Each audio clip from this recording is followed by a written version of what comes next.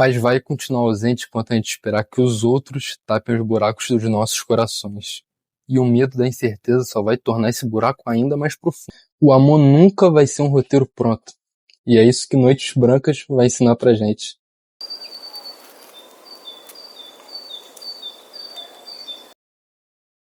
No início de Noites Brancas, Dostoiévski vai apresentar pra gente o nosso protagonista, que não tem um nome, então a gente vai chamar ele de O Sonhador. O Sonhador é um homem que vive solitário na cidade de São Petersburgo, até o momento que ele conhece Natienska. Acho que é assim que fala o nome dela, sei lá, mas é um nome que a gente vai ouvir muito ao longo dessa trama. Natienska é uma jovem encantadora, no qual o Sonhador se apaixona perdidamente, e a gente vai acompanhar as 4 noites que eles vão passar juntos. E durante a leitura de Noites Brancas, a gente vê toda a admiração e devoção que o Sonhador tem por Natienska. Mas até onde todo esse sentimento é realmente legítimo? O que de fato é a realidade e o que é coisa que a gente cria na nossa própria cabeça? Послушайте, а знаете ли вы, что это вовсе нехорошо так жить? Знаю, Настенька, знаю. И теперь больше, чем когда-либо знаю. Потому что сам Бог послал мне вас. Нет, так больше не будет. Теперь мы будем вдвоем. И что бы ни случилось, ни за что не расстанемся.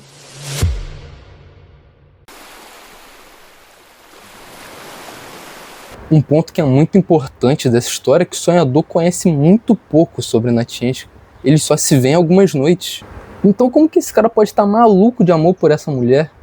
Ele já tem uma imagem completa dela sem ter o tempo necessário para de fato conhecer Natienska. Isso acontece porque ele idealizou ela. Apenas sonho todo dia que cedo ou tarde encontrarei alguém, enfim. Se a senhorita soubesse quantas vezes fiquei apaixonado dessa forma. Mas como? Por quem foi? Ora, por ninguém. Por um ideal. Por aquela que me aparecia em sonho.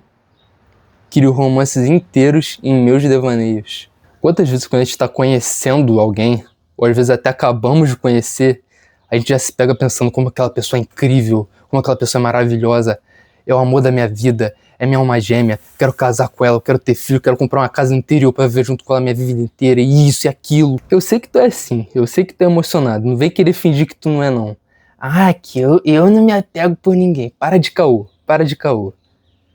Tem pra que ficar fazendo essa marra não. Tá tudo bem, mano, tamo aqui pra isso. E essa empolgação toda acontece justamente porque idealizamos o outro. Pra suprir a incerteza, a gente pega o pouco que a gente conhece de alguém e preenche o resto com aquilo que a gente espera que essa pessoa seja, mesmo não tendo ideia se ela é ou não aquilo. E essa pessoa não tem obrigação nenhuma de atender as expectativas que você criou. E nós fazemos isso porque a gente espera que essa pessoa supra uma carência interna nossa, que é a carência do amor, da paixão, do estar do lado de alguém. No fim, esse sentimento que criamos pela pessoa não é pelo que ela é, até porque a gente nem sabe quem ela é, mas sim pelo que esperamos que ela seja, pela versão perfeita dela que criamos na nossa cabeça. E essa necessidade de estar com alguém não vem do nada, nós não nascemos com ela. Muito provavelmente ela foi causada por algo que você passou em algum momento da sua vida que resultou nessa carência. Pode ser o medo de ficar sozinho, algum trauma de abandono. Não tem uma razão fixa para todo mundo, e eu não posso falar qual é a sua especificamente. No meu caso, o que eu acredito que tenha gerado essa carência em mim foi a rejeição e o sentimento de não pertencimento no período da adolescência. E muita gente passa por isso nessa fase. A gente já vê nossos colegas tendo relacionamentos, enquanto nós, a princípio, ainda não tivemos nada. Então isso vai gerar um sentimento de escassez com o tempo. E foi aí que eu criei a necessidade de estar com a primeira pessoa que correspondesse minimamente comigo. Porque essa sensação de escassez que eu desenvolvi na adolescência fazia eu acreditar que se não fosse aquela pessoa, eu ia ficar sozinho pro resto da minha vida. O que obviamente não é verdade, a gente sempre vai conhecer pessoas ao longo da vida. E é esse mesmo sentimento de escassez que assola o sonhador em Noites Brancas. Ele é uma pessoa solitária, ele não tem amigos, mora só com uma empregada. E o máximo de interação que ele tem com os outros é um aceno de cabeça. E ele quer muito uma companhia, ele sonha com isso. Ele cria cenários, romances na cabeça dele sobre uma mulher ideal ao seu lado. No momento que o sonhador conhece Natienska e se afeiçoa por ela, ele projeta nela o que acredita ser essa companhia perfeita. mesmo não conhecendo ela o suficiente para pôr esse rótulo nela. E a relação deles começa a ser construída com base nisso. Nada mais importa para ele, tudo gira em torno de Natienska. Só que ela amava outro. Episódio de hoje. Brutal. Acabou pro beta.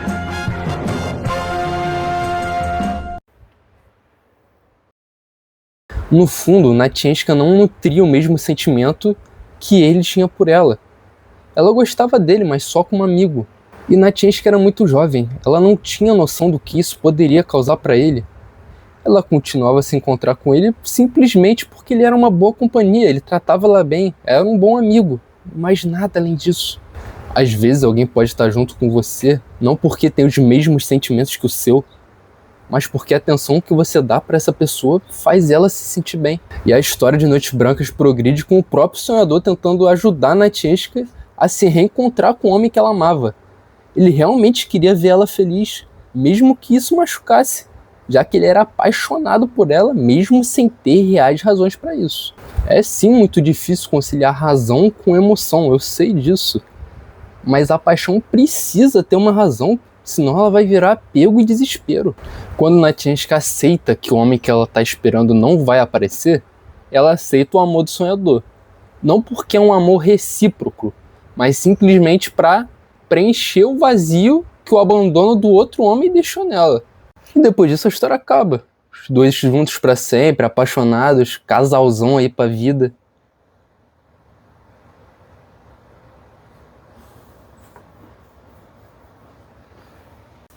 E no final acontece aquela loucura que deixou todo mundo que leu Noites Brancas maluco, pô. Quando o sonhador e Natienska estão fazendo juras de amor pro outro, o homem que ela estava esperando aparece. E ela vai embora com ele. Minutos depois de falar pro sonhador que ia casar com ele. É completamente absurdo o que nosso mano Dostoiévski fez aqui, pô. Canalice total. E é claro que depois disso o sonhador passa por uma desilusão amorosa. O cara fica destruído. A vida dele perdeu sentido. As expectativas dele foram pras nuvens para depois despencar. É claro que Natienska foi responsável com os sentimentos dele, mas ele também permitiu que isso acontecesse, que é o tiro no pé que todo mundo dá quando se nutre esse apego precoce. E é quase certo que vai dar ruim, porque vai misturar ansiedade, expectativa, paranoia em uma troca que acabou de começar e já tá fadada a dar errado. Nós mesmos nos sabotamos. É claro que tem casos que a pessoa induz a gente a criar essa paixão, com promessas de amor, uma atenção gigantesca que logo depois despenca. E também tem casos que é só emoção da nossa parte e a pessoa nem prometeu nada. Tu é assim, né? Me engana não. Te deram um bom dia no mercado e tu se apaixonou. Me ajuda a te ajudar também, né?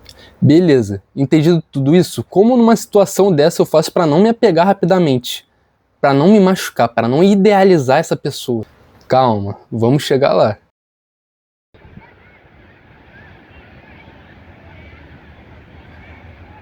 Acabou que se passaram aí uma semana desde que eu comecei a gravar esse vídeo.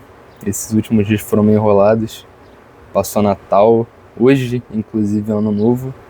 Então não tive muito tempo para gravar, mas estamos aqui agora para acabar esse vídeo da melhor forma. Então o que devemos fazer para nunca mais se apegar precocemente por alguém? Para nunca mais idealizar alguém quando a gente está interessado nessa pessoa? Para nunca mais ficar desesperado e angustiado quando a gente está conhecendo alguém? A resposta para isso? Ninguém sabe. Esperei até aqui, tu não vai me dar a resposta. Não vou. Não existe um jeito único e totalmente funcional, porque é uma questão individual. Cada pessoa vai ter seus motivos para ter essa carência de relacionamento. Algumas pessoas vão tentar te vender uma fórmula mágica para superar isso e ser 100% desapegado em qualquer situação, mas isso não é verdade. Pode até funcionar para alguns sim, pode ter funcionado para essa pessoa em específico, mas não vai funcionar para todos. E a gente vai passar por essa dor inevitavelmente. É tipo evento canônico da vida. Todo mundo uma hora vai quebrar a cara. Então eu sempre vou ser assim, não tem nada que eu possa fazer quanto a isso? Calma que tem. O maior problema que eu vejo quando a gente está conhecendo alguém é que a gente tenta encontrar uma resposta direta no meio da incerteza. Isso faz a gente querer controlar tanto o futuro quanto o sentimento do outro. Pensamos em todos os cenários possíveis para se preparar para qualquer situação que acontecer, para fugir da dor do imprevisível, do medo de dar errado. E é normalmente com esse desespero que esses medos se concretizam. É tipo uma lei da atração. Nós nunca vamos controlar o que o outro pensa ou sente por nós, mas podemos controlar como que vamos lidar com isso. Mesmo que doa, deve-se seguir em frente. A gente tem que entender nossas inseguranças e não alimentar elas. Esse medo que a gente tem daquela pessoa não corresponder aos sentimentos que a gente criou por ela, pode acontecer. E a gente vê que não é o fim do mundo. Afinal, de fato, não foi nada. Os sentimentos que a gente criou por essa pessoa não tinham uma razão real. A imagem que você tinha daquela pessoa, da alma gêmea, da pessoa perfeita, não tinha quase nenhuma base com o que vocês tiveram de troca.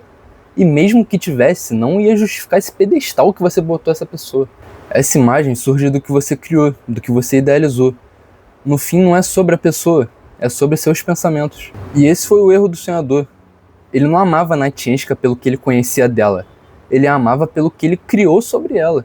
E esse vazio que o sonhador tentou preencher com a primeira pessoa que ele teve um mínimo de troca, ele devia ter preenchido com ele mesmo no final. Ele tratava a solidão como se fosse um fardo, mas a solidão só se torna de fato um fardo quando não somos suficientes com a nossa própria companhia. Uma porrada de filósofos já falou sobre isso, Nietzsche, Schopenhauer. Talvez a escassez de relacionamentos, escassez de amigos, de paixões, não seja de fato o que está escasso na gente. Na realidade, nós estamos escassos de nós mesmos. Talvez o que a gente precisa é de um tempo a sós, um tempo para cuidar da gente, fazer aquilo que a gente queria fazer pelo outro e que a gente esperava que ele fizesse por nós. E é aí que a gente desenvolve o amor próprio e as coisas ficam mais leves. Com o tempo não tem mais aquele desespero de precisar estar com alguém, de aquela pessoa corresponder às nossas expectativas. O eu já basta. Nós precisamos ser cheios de nós mesmos.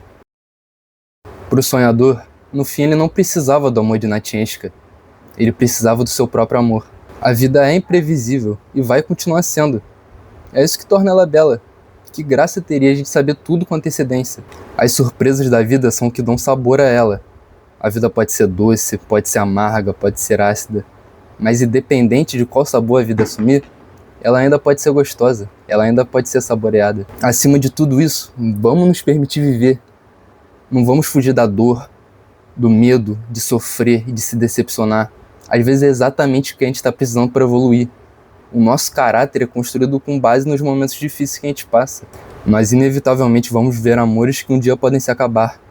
Paixões que não vão passar disso.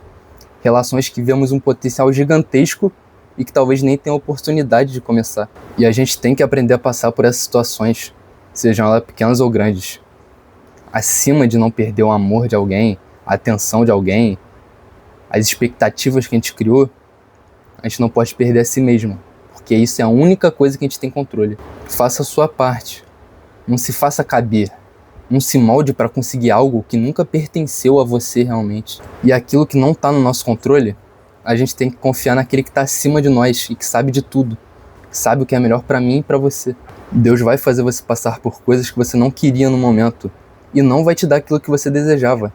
Mas depois, com o tempo, você vai ver que era exatamente isso que você precisava, porque ele já estava vendo na nossa frente. Para que a gente possa colher o amor verdadeiro, a gente precisa primeiro que nossas raízes sejam fortes e profundas, para que esse amor aí sim seja sustentável. E para isso talvez seja necessário colher dor por alguns momentos. É aí que nossas raízes vão se desenvolver, para enfim que a gente colha o fruto que desejamos. Que o amor encontre todos nós no momento certo.